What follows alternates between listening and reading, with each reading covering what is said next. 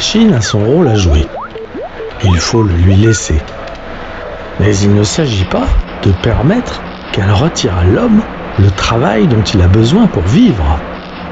Il est bon de pouvoir perfectionner une charrue. Mais supposez qu'un jour, on invente la machine qui permettrait à un seul homme de cultiver toutes les terres de l'Inde au point de pouvoir contrôler toute la production agricole du pays. Si les millions d'hommes ainsi mis au chômage ne trouvent pas d'autres emplois, ils ne tarderont pas à mourir de faim. Et l'oisiveté aura tôt fait de les plonger dans l'abrutissement le plus complet, comme c'est le cas déjà pour beaucoup. C'est le danger de chaque instant que de voir de plus en plus d'hommes réduits à cette condition si peu enviable.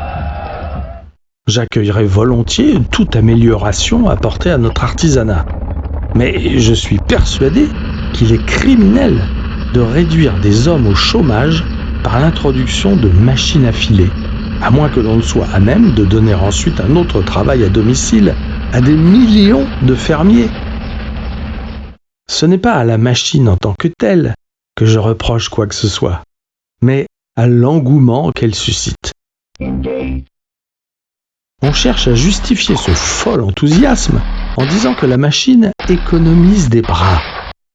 Mais cela se fait sur une telle échelle que des millions d'hommes perdent leur emploi et se retrouvent sur le pavé où il ne leur reste plus qu'à mourir de faim. Je souhaite qu'on économise du temps et du travail, non pour une fraction de l'humanité, mais pour tous.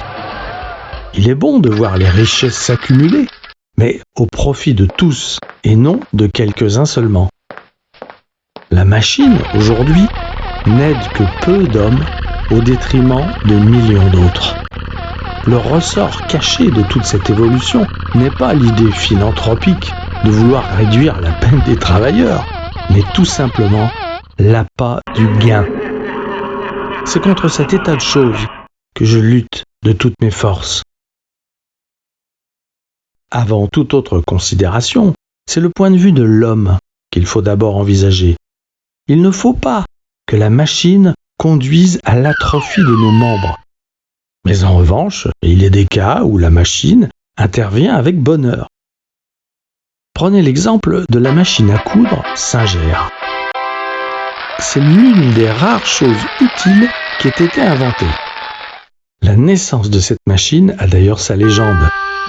Voyant sa femme peiner sur de durs travaux de couture et faire l'ouvrage de ses propres mains, Singer décida de mettre au point la machine à coudre. Il le fit tout simplement pour l'amour de sa femme et pour lui épargner une peine inutile.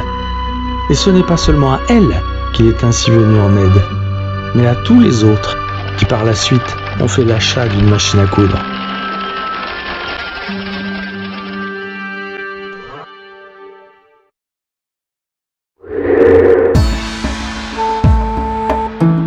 Alors ?